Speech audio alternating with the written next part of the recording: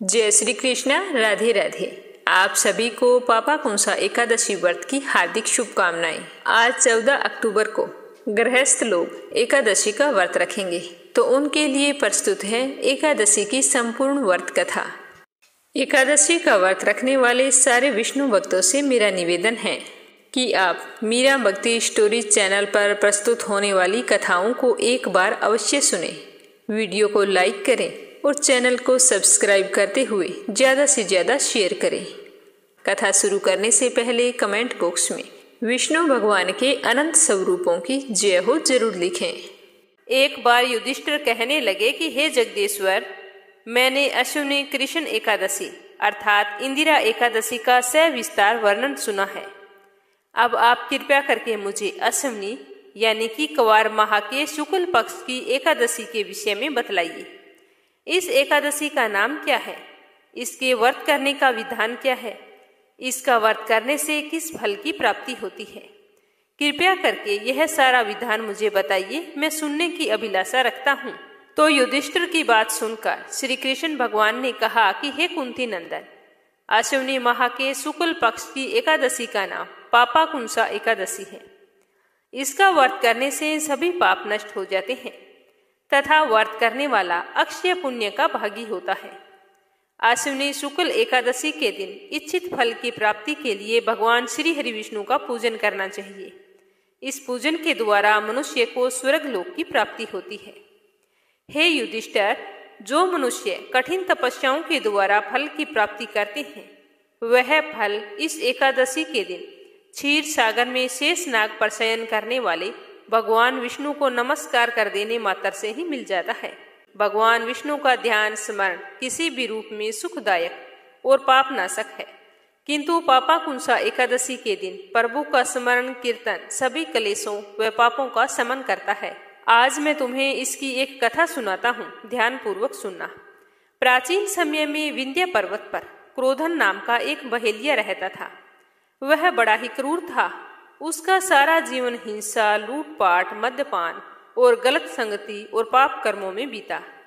जब उसका अंतिम समय आया, तब यमराज के दूत बहेलिये को लेने के लिए आए। यमदूत ने बहेलिये से कहा कि कल तुम्हारे जीवन का अंतिम दिन है, इसीलिए हम तुम्हें कल लेने के लिए आएंगे। यह बात सुनकर बहेलिया तो बहुत ही भयभीत हो गया और महर्षि अंगिरा के आश्रम में जा पहुंचा और महर्षि अंगिरा के चरणों में गिरकर प्रार्थना करने लगा, रोने गिड़गिड़ाने लगा, कहने लगा कि हे ऋषिवर, मैंने जीवन भर पाप कर्म किए हैं। कृपया करके मुझे कोई ऐसा उपाय बताइए जिससे मेरे सारे पाप नष्ट हो जाएं और मुझे मोक्ष की प्राप्ति हो। तो उस तरह उसके निवेदन करने पर महर्षि अंगिरा ने उसे अश्विनी शुक्ल पापा कुंसा एकादशी व्रत की विधि बताते हुए व्रत करने को कहा। तो व्रत का सारा विधान जानकर महर्षि अंगिरा के कहे अनुसार उस बहेलिये ने इस एकादशी के व्रत को किया। तो व्रत के प्रभाव से उसे सारे पापों से छुटकारा मिल गया। एकादशी का व्रत करने से उसे श्री हरि विष्णु का आशीर्वाद मिला, तो वह उसी आशीर्वाद के बल पर विष्णु लोक को गया।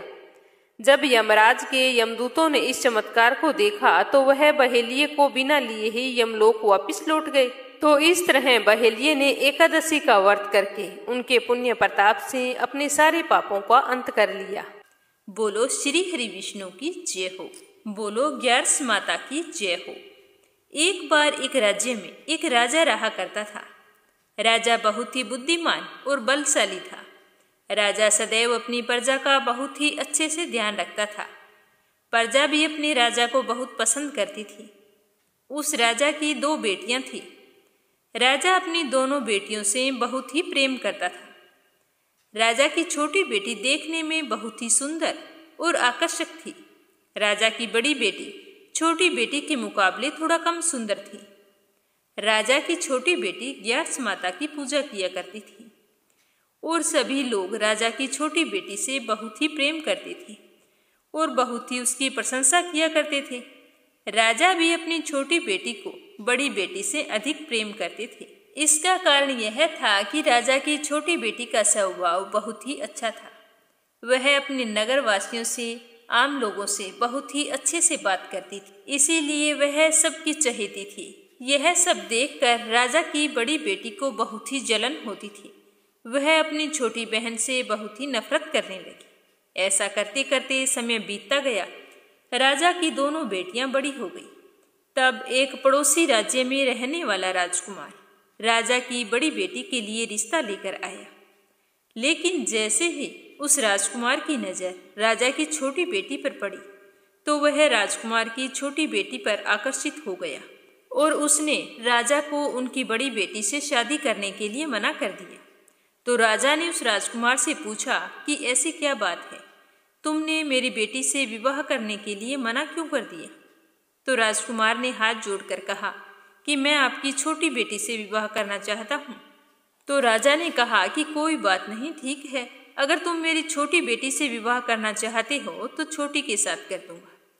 लेकिन यह बात जब राजा की बड़ी बेटी को पता चली तो वह अपनी छोटी बहन पर बहुत ही गुस्सा हुई और अपनी ही बहन को अपना दुश्मन मान बैठी और उससे बदला लेने की सोचने लगी कि इसकी वजह से मेरी शादी टूट गई। तो मन ही मन राजा की बड़ी बेटी अपनी छोटी बहन को जान से मारने का षड्यंत्र रचने लगी। तो एक दिन उसने अपनी छोटी बहन को मारने के लिए उसके लड्डू में जहर मिला दिया और फिर अपनी बहन को खाने के लिए दे दिया। राजा की छोटी बेटी ने उस लड्डू को खा लिया, लेकिन फिर भी उसको कुछ नहीं हुआ क्योंकि वह ग्यारस माता के व्रत और पूजा पाठ किया करती थी। तो उसकी बहन ने देखा कि उसे जहर का लड्डू खाने के बाद भी कुछ नहीं हुआ तो वह बहुत ही आश्चर्यचकित हुई, लेकिन उसने हार नहीं मानी। उसने एक दिन अपनी छोटी बहन जब वो कमरे में सो रही थी तब एक मटके में सांप रखकर उसके कमरे में छोड़ दिया, लेकिन वह जहरीला सांप भी उस छोटी बहन का कुछ नहीं कर पाया। तो यह देखकर राजा की बड़ी बेटी बड़ी ही हैरान होती थी कि इसे कुछ होता क्यों नहीं है। तो एक दिन वह अपनी छोटी बहन से बोली कि चलो बहन, हम कुएं से पानी भरकर लाते हैं, आज हमारी इच्छा है कि हम पानी लेकर आएं। तो वह अपनी छोटी बहन को लेकर पानी भरने के बहाने कुएं पर ले गई। जैसे ही छोटी बहन कुएं के पास हुई तो बड़ी बहन ने अपनी छोटी बहन को कुएं में धक्का दे दिया, लेकिन छोटी बहन को तो कुछ नहीं हुआ क्योंकि हर बार ग्यारस माता उसकी रक्षा कर रही थी। और उधर बड़ी बहन अपने सारे प्रयास असफल होते देखकर बहुत ही क्रोधित होती जा रही थी। फिर उसने अपनी छोटी बहन के पास जाकर खुद ही उसे पूछा कि मेरी छोटी बहन, तुमको पता है भगवान ने सबकी मृत्यु एक निश्चित समय पर लिखी हुई है और कैसे तुम्हारी मृत्यु होगी यह तो तुम भी नहीं जानती। तो इतना सुनते ही छोटी बहन ने कहा कि बहन, मैं तो जानती हूँ कि मेरी मृत्यु कैसे होगी। तो छोटी बहन के मुंह से ये बात सुनकर बड़ी बहन मन ही मन बहुत ही प्रसन्न होने लगी। उसे अपनी छोटी बहन से कहा, मुझे अपनी मृत्यु का राज बताओ तो ही मैं मानूंगी, क्या पता तुम झूठ बोल रही हो। तो यह सुनकर छोटी बहन बोली कि मेरी मृत्यु एक तोते में है, जो तोते के गले में एक हार है उससे मेरी मृत्यु होगी। जब तक कोई भी व्यक्ति तोते को मारकर वह हार अपने गले में पहन लेगा तो मैं मूर्छित हो जाऊंगी, और जैसे ही वह उस हार को अपने गले से उतारेगा तो मैं वापस जीवित हो जाऊंगी। तो अपनी छोटी बहन की मृत्यु का राज जानकर बड़ी बहन मन ही मन बहुत ही खुश हुई और उसने अपनी छोटी बहन को मारने के लिए पालतू तोते को ढूंढना शुरू कर दिया। और छोटी बहन को भी आभास हो गया था कि उसकी ही बहन उसकी जान लेना चाहती है। तो वह अपने पिताजी के पास गई और अपने पिताजी से कहा कि पिताजी, मेरी मृत्यु के बाद मुझे जलाइएगा मत, मुझे अपनी पुरानी हवेली में एक पलंग पर लिटाकर छोड़ देना। तो राजा अपनी छोटी बेटी के मुंह से इस तरह की बात सुनकर बहुत ही आश्चर्यचकित हुए। अपनी बेटी से बोले कि बेटा, तुम इस तरह की बातें क्यों कर रही हो? मैं तुम्हारी शादी करना चाहता हूँ और तुम मरने मारने की बातें कर रही हो। तुम्हें पता है तुम्हारे इस तरह बात करने से मुझे कितना दुख होता है। तो राजा की छोटी बेटी बोली कि नहीं पिताजी, समय का कोई भरोसा नहीं है, समय कभी भी किसी के लिए नहीं रुका, कब क्या हो जाए किसी को कुछ पता नहीं। आप मुझे वचन दो कि मुझे मरने के बाद जलाओगे नहीं, जैसा मैंने कहा है वैसा ही करोगे। तो उसके पिताजी ने कहा कि ठीक है बेटा, पर तुम्हारे ऐसा कहने से मुझे बहुत ही दुख होता है। तुम ऐसी बातें ना जाने क्यों कर रही हो। 2-3 दिन में तुम्हारा विवाह होने वाला है। लेकिन छोटी बेटी ने तो अपने पिताजी को ऐसा करने पर मजबूर कर दिया और उनसे वचन ले लिया। 2 दिन बीते कि शादी का दिन आ गया। जिस दिन राजकुमार बारात लेकर राजा के द्वार पर पहुंचा और राजकुमार और राजा की छोटी बेटी का विवाह होना शुरू हुआ, वैसे ही राजा की छोटी बेटी राजकुमार के साथ फेरे लेना शुरू करती है। तो उसी समय उसकी बड़ी बहन अपनी छोटी बहन के कमरे में जाकर उसके तोते को पकड़ लेती है और उसे जान से मार देती है, और जो तोते के गले में जो हार था उसको अपने गले में धारण कर लेती है।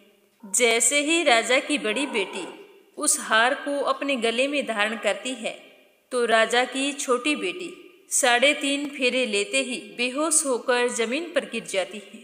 तो यह देखते ही राजा को बड़ा ही धक्का लगा।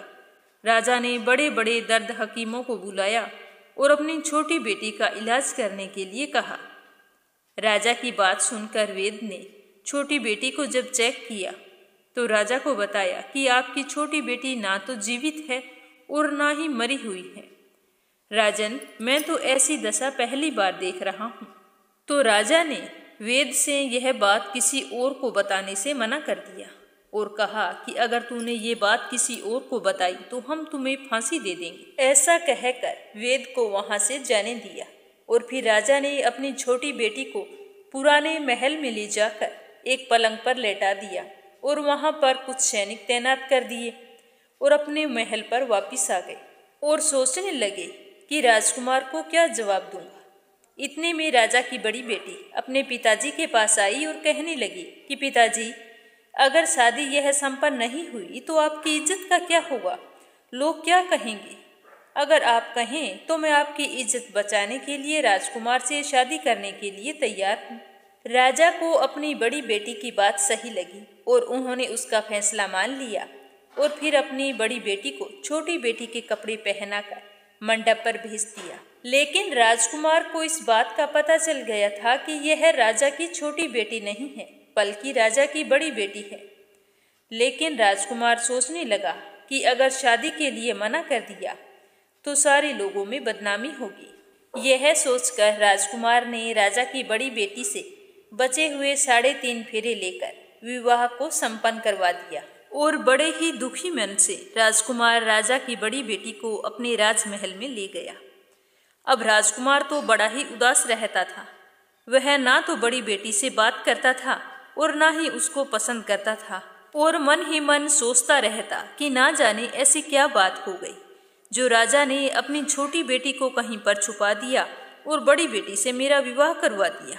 अब तो राजकुमार ने यह मन ही मन फैसला कर लिया कि जब तक मैं राजा की छोटी बेटी को नहीं ढूंढ लूंगा और नहीं जान लूंगा कि क्या बात हुई, तब तक मैं चैन से नहीं बैठूंगा।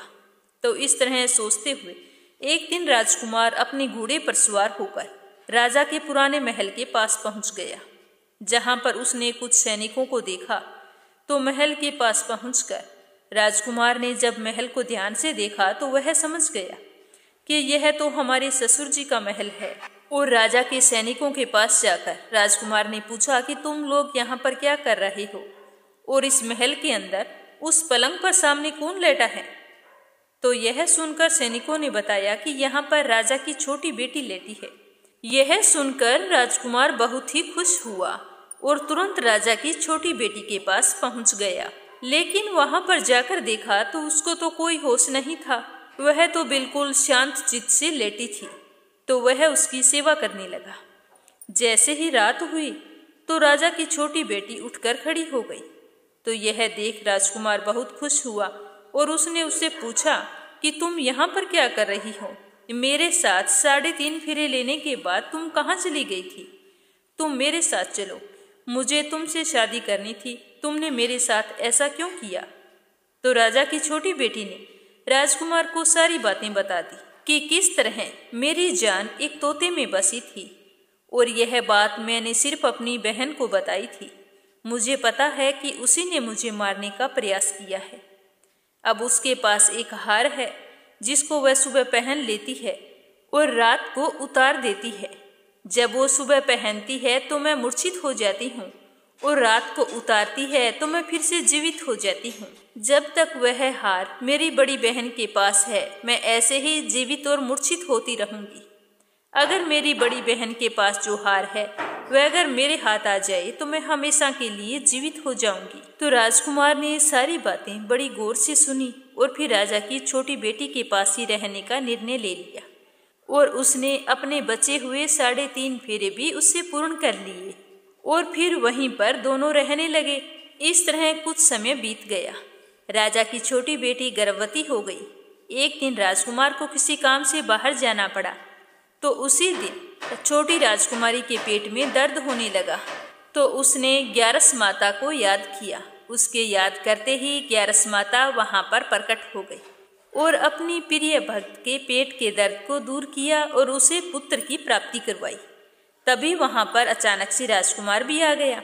राजकुमार ने ग्यारस माता को देखा तो आश्चर्यचकित हो गया।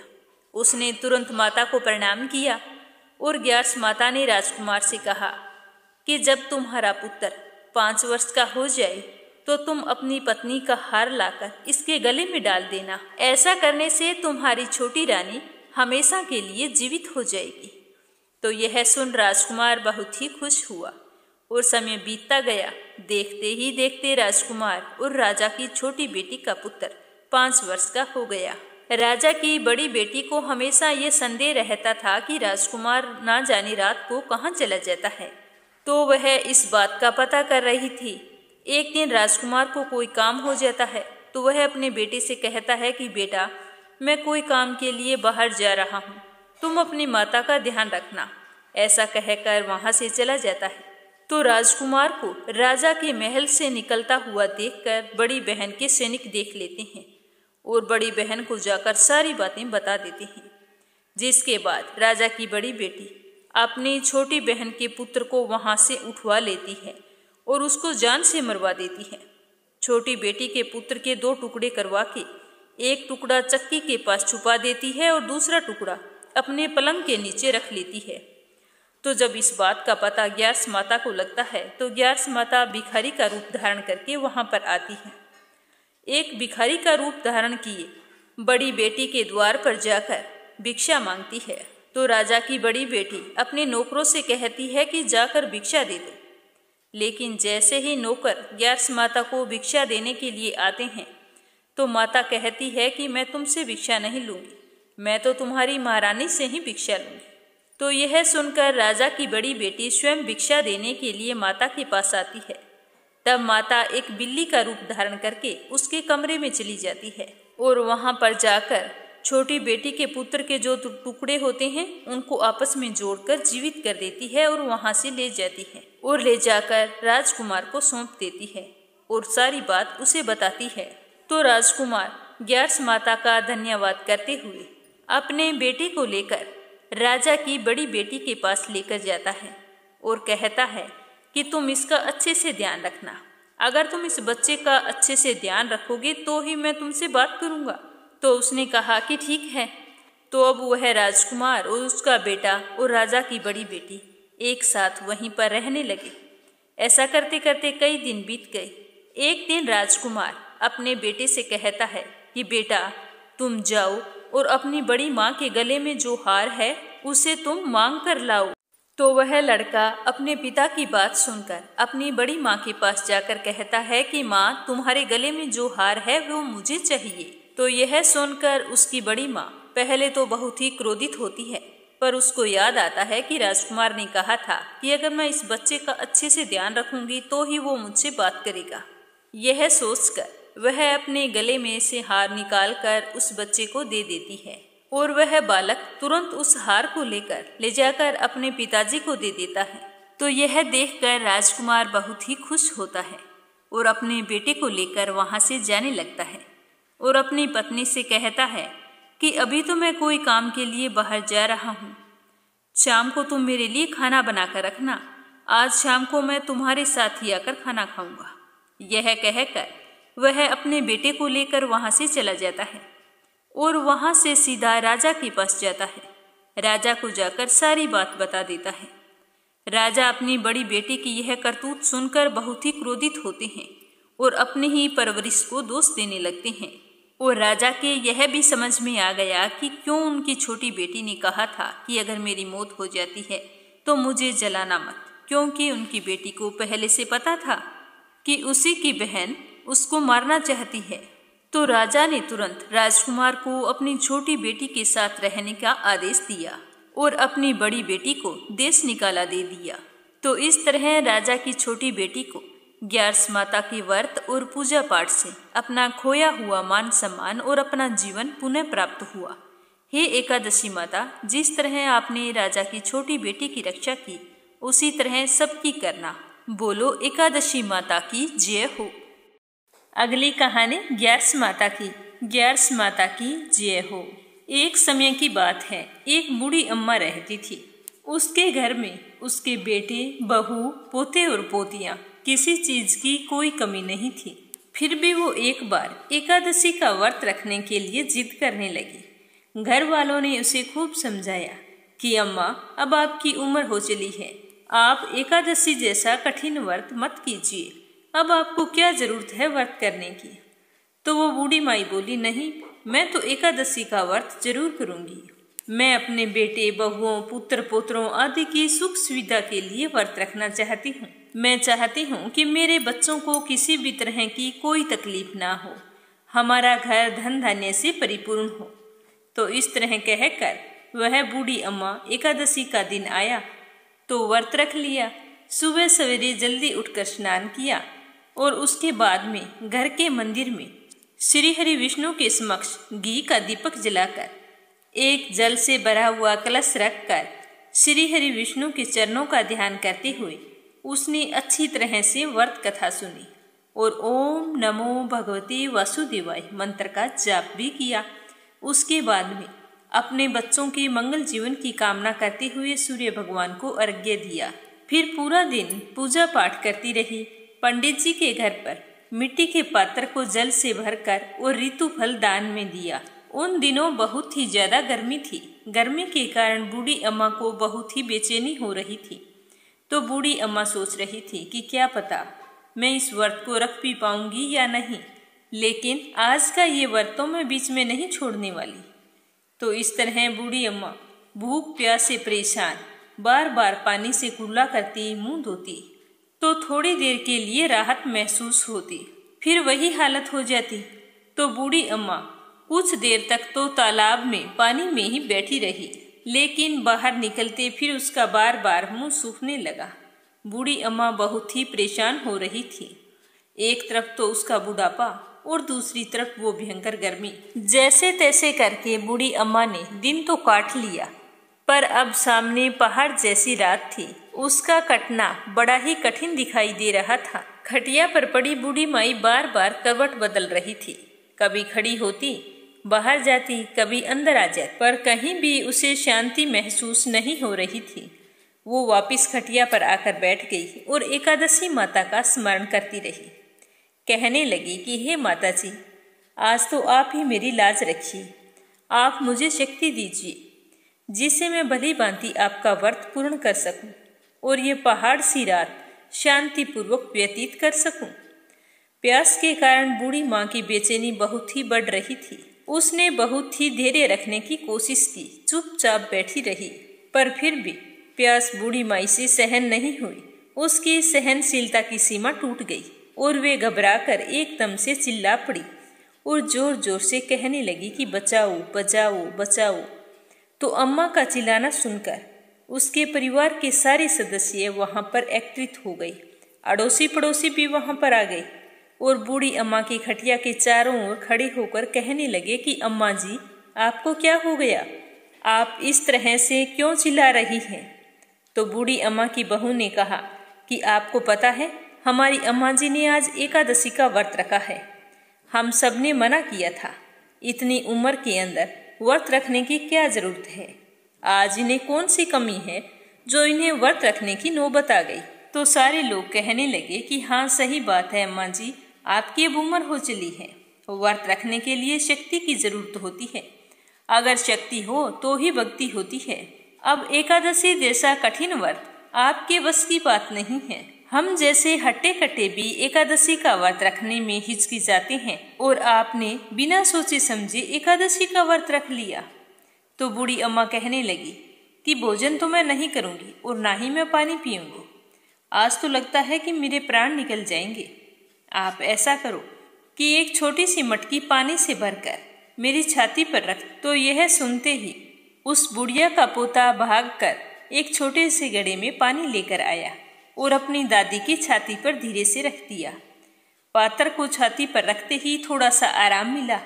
आराम मिलने के कारण बूढ़ी अम्मा को नींद आ गई। तो सारे कहने लगे कि चलो अब अपने भी आराम करते हैं। आधी रात बीत चुकी है, आधी रात और है। अब अम्मा को नींद आ गई है, जागने तक सवेरा हो जाएगा। तो इस तरह सब अपने अपने घर चले गए। बेटे बहू पोते पोती सब सो गए। तो एकादशी माता सोचने लगी कि ये बूढ़ी अम्मा बहुत कठोर है। दिन भर मैंने इसे कितना परेशान किया, फिर भी पानी पीने का नाम भी नहीं लिया। अब मुझे खुद जाकर इसकी परीक्षा लेनी होगी। यह सोच एकादशी माता मुर्गे का रूप लेकर रात को ही बांग लगाने लगी। तो मुर्गे की आवाज सुनकर दादी माँ की आंख खुल गई और उसने सोचा भी लगता है भोर हो गई। तो वो जल्दी से खड़ी हुई और बाहर आई। बाहर आकर आसमान की ओर देखा तो आसमान में कहीं भी उन्हें प्रातःकालीन तारा दिखाई नहीं दिया। तो वो सोचने लगी कि ये मुर्गा क्यों और कैसे बोल रहा है। अभी तक तो जो तारिया उगता है, जिसे देखकर मैं अनुमान लगाती हूँ कि सवेरा हो गया, वो भी नहीं निकला है। फिर ये मुर्गा कैसे बोल रहा है।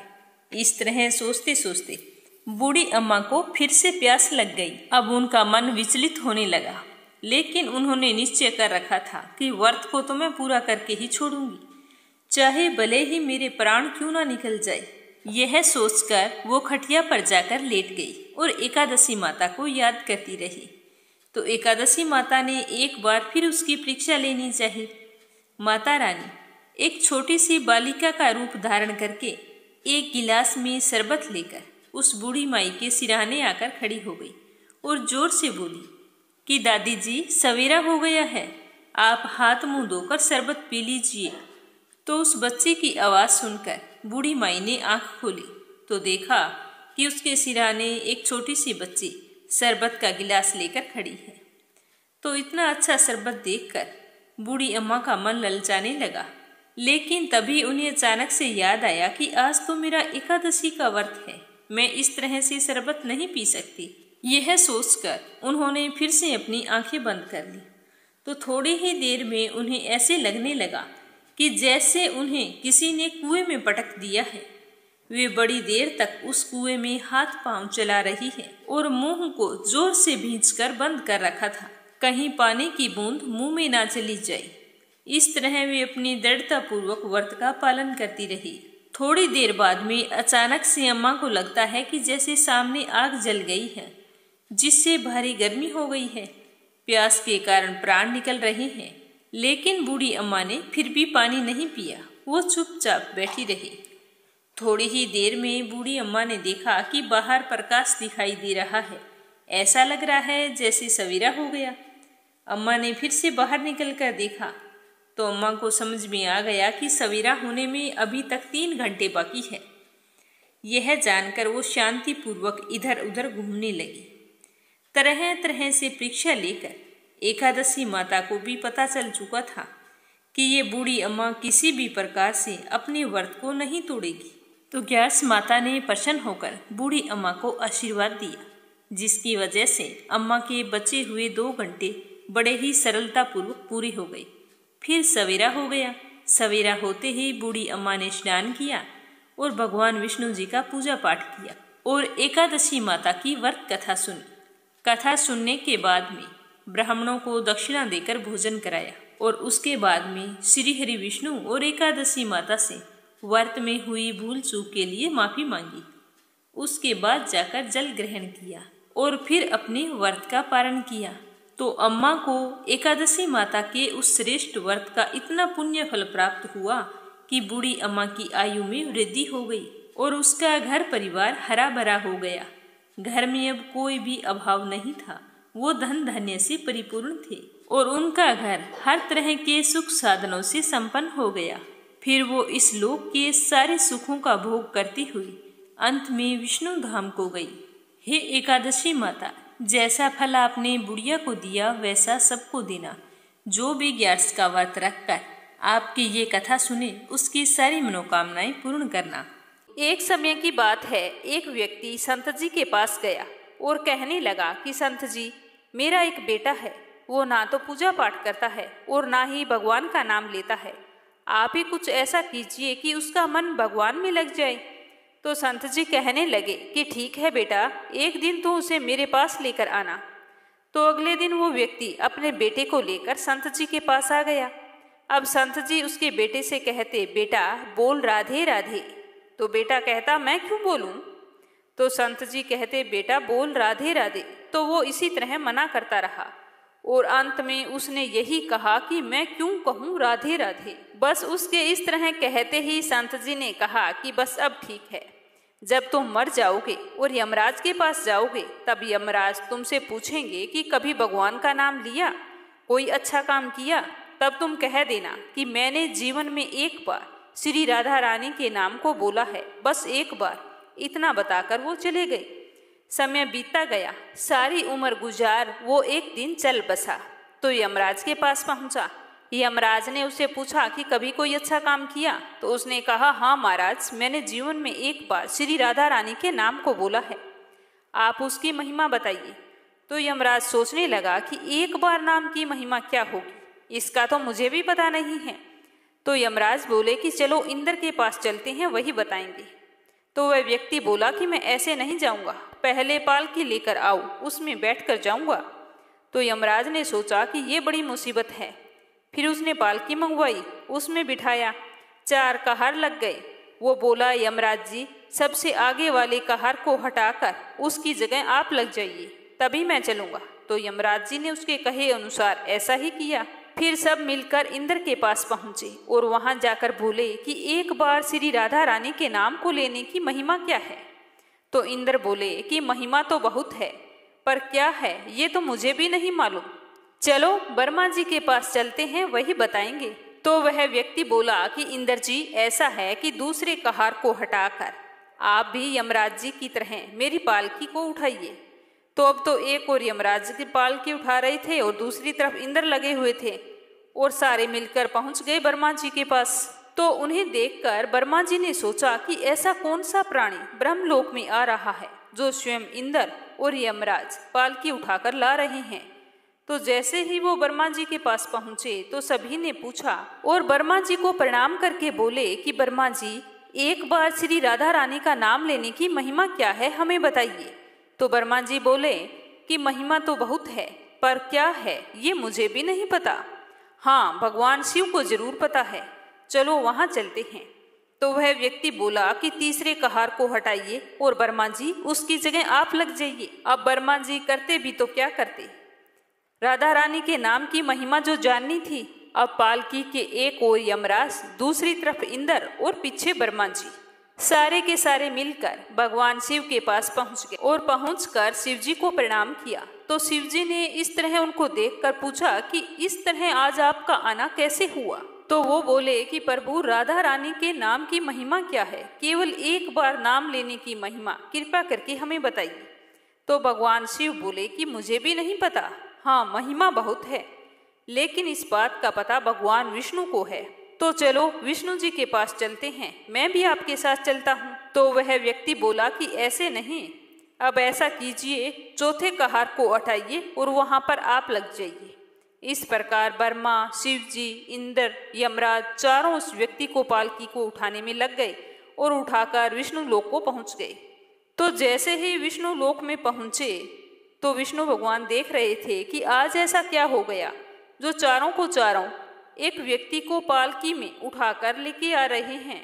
तो वहां पहुंचते ही विष्णु जी ने पूछा कि आपका आना कैसे हुआ?